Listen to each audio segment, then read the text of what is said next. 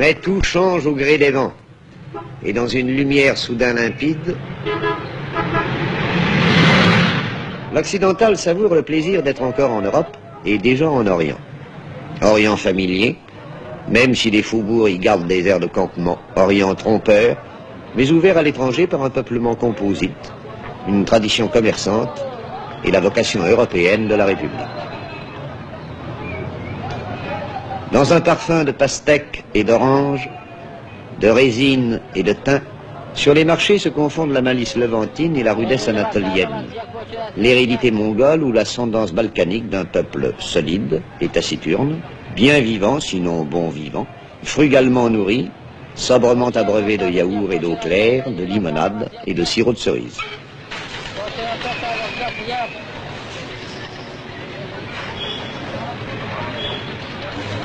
Au plus beau jour, lorsque le gris nuage des mosquées retrouve ses reflets dorés, Stamboul est unique au monde et fascine celui que la veille elle aurait redouté. Dans le sanctuaire qui lui fut dédié, l'ombre de Soliman le Magnifique règne sur la ville conquise.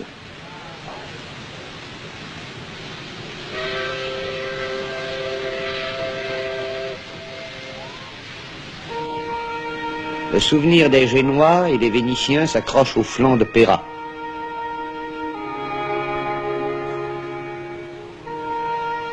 L'imagination fait son œuvre, au point que le lyrisme des étrangers baptise Corne d'Or un canal d'eau morte.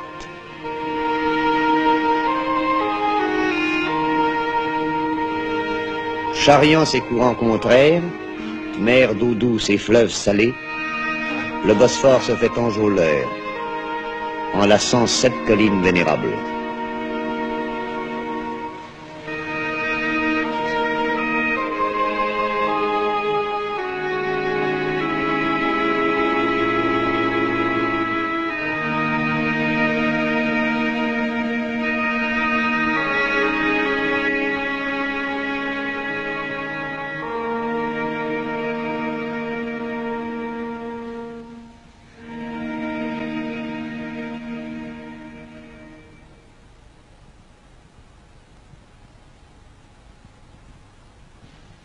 Par quel éclat d'orgueil Justinien salua-t-il l'achèvement du monument voué à la Sainte Sagesse.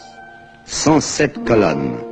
Il projette une coupole fabuleuse à 54 mètres du sol, en hommage au dieu de Byzance et de son image sur terre, le basilos.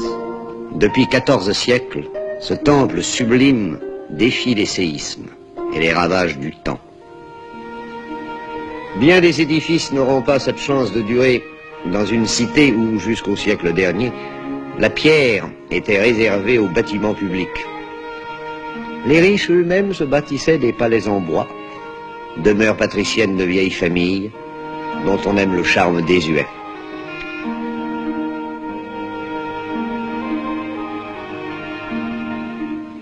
Derrière ces yalis craquant au vent, toute une ville sous ses coupoles fait le gros dos au soleil.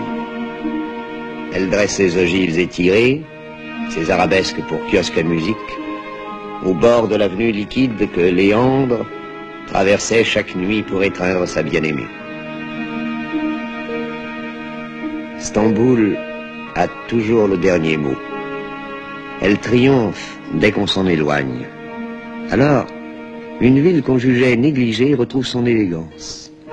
Et l'on oublie les détails pour ne plus voir que l'ensemble. Le soleil, au départ, rend-il ses phares à la vieille Constantinople. La décevante se fait inoubliable.